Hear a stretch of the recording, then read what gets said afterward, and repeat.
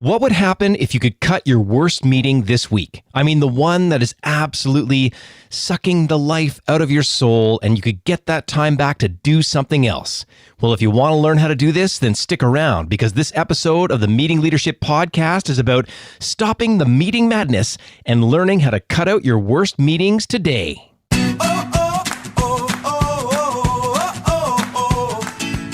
Are you a professional who wants to become a more effective leader? Then get ready for daily tips from the coach with the experience and inspiration to help you succeed in any leadership situation. You're listening to the Meeting Leadership Podcast with Gordon Shepherd.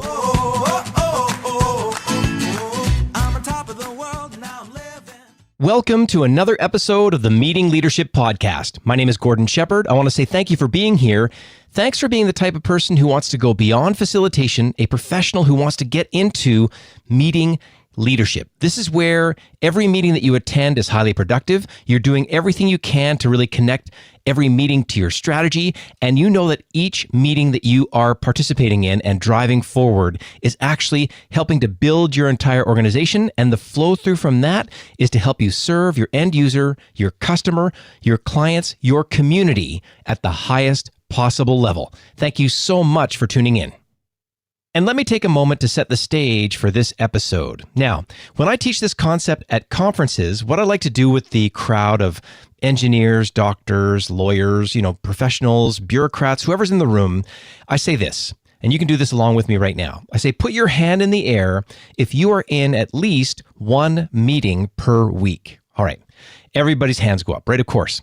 And then we say, well, now keep your hand in the air if you're in at least 2 meetings per week. Most hands stay up.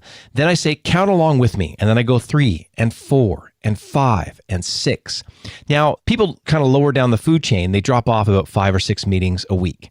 The people kind of in middle or upper management, they've got their hands in the air until like 10, 12 meetings per week. And I can tell you, and this is why I'm so passionate about this, there have been times when I'm in a room full of professionals, people still have their hands in the air at 25, at 30 meetings per week. And what's the reality of this? If someone's in 25, 30 meetings a week, that means they have no daytime to do anything else. So A-types, most of them are, these are often also the highest paid people in your organization. They have to go home at night and do their regular work. Well, if they've got kids, if they've got a spouse, if they've got parents maybe they need to take care of, they can't do that very well. They're automatically on a burnout trajectory. And that is absolutely happening. Look at any office tower, any healthcare system. This is happening over and over again with our best people. So I am inspired to bring this episode to you to really help to stop this meeting madness. And to help you do this, I'd like you to follow these 3 simple steps. Now, step number 1, well, that's actually to count the number of meetings that you're in during the daytime during each week. And once you've got that number, then you can really get a feel for which ones are kind of more important and which ones you can really let go of. And I'll pass along another sort of inspiring story that maybe you can glob onto as well. Now, my book is called The Meeting Leadership Solution. And in there are 10 steps to help professionals learn how to improve their meetings, come up with a system, an approach to really soup to nuts, make their meetings significantly better. Now, there's a project manager in healthcare in my city who got a copy of the book, read the book, got emboldened, and then they went to their boss, and here's what they said. They said, hey, why do we need to meet for an updates meeting for 1 hour every week? And the boss said, well, we've always done it that way. And this person said, well, would it be possible to meet every other week instead? And the boss reluctantly said, well, all right, we'll give it a try. Well, then this started happening. And guess what? That boss did it with all of her direct reports. And then that boss got an entire day back into her month. If you are a senior leader, what would you do with an entire day back in your month? What special project, what profit-driving initiative would you actually get to actually make things better, not only for you, your team, but your entire organization? I mean, it's kind of a no-brainer. Which leads us into the second step, and that is to sit down with your boss and actually demonstrate why some of these meetings are not worthwhile. Some people like to use the phrase, opportunity cost, as in, if I'm in this bad meeting, I can't be doing something else. So then it's not reasonable to sort of charge you with special projects when you're getting time sucked into these meetings that are not worth it. And then the third step is to actually cut one of the worst meetings. Now, you and your boss can agree to do this, and once you do, you're going to get a feel for what that's like. And my guess is, with that extra time, you're going to be able to get to some really important projects, some really maybe important personal development training or work development training that you should have been doing instead. And then at the end of this 3-step process, you go back, you demonstrate that what's happened is really a benefit to everybody involved, and you tell your boss what's happened. And while these steps may seem pretty simple, the reality is people don't give themselves permission to actually do them. Something's in the way. Maybe the culture won't allow it to occur, but I can tell you that it is really worth fighting for yourself and again, for your entire organization. Because if you simply kind of punch it in and keep going to those bad meetings, the whole culture develops in that way. And that's really lousy for the entire organization.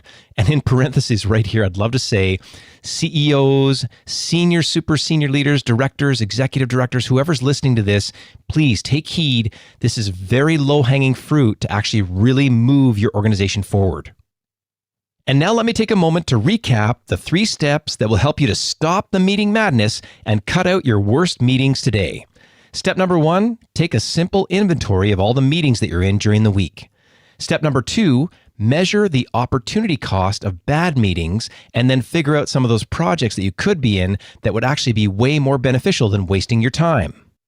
And finally, step number 3, and this is the big one, cut out your worst meetings. And if you've enjoyed listening to this episode, then you're going to get a lot out of episode 20 on the Meeting Leadership Podcast. It's called How to Measure the Real Cost of a Meeting. And you can get that episode by going to meetingleadershipinc.com/20. And after you listen to episode 20, well, you're probably going to want to listen to episode 34 because it's called How to Measure the Annual Cost of Meetings. And you can get that episode by going to meetingleadershipinc.com/34. And I also want to let you know that this episode of the Meeting Leadership Podcast is brought to you by the Meeting Leadership Academy. Now, in there, I can tell you there's great live training options for you and your team. I'm the instructor. I'm actually able to bring things each time we go that really move the needle in a short amount of time to help people go back and have significantly more productive meetings and really grow their leadership skills. So if you'd like to learn more about that opportunity, please visit meetingleadershipinc.com/academy. And if you're already a subscriber, thank you so much. And if you haven't done it yet, take a moment to hit the subscribe button on your favorite podcast app. And then, if you're enjoying the show, or maybe even if you're not, take a moment to leave a rating and review, and we'll take that information in to really influence the future episodes on the podcast. And as always, thank you so much for listening, and we'll see you tomorrow on the Meeting Leadership Podcast.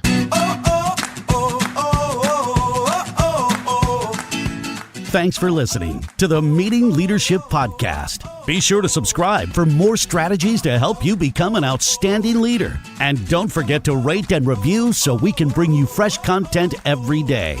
We'll see you tomorrow, right here on the Meeting Leadership Podcast.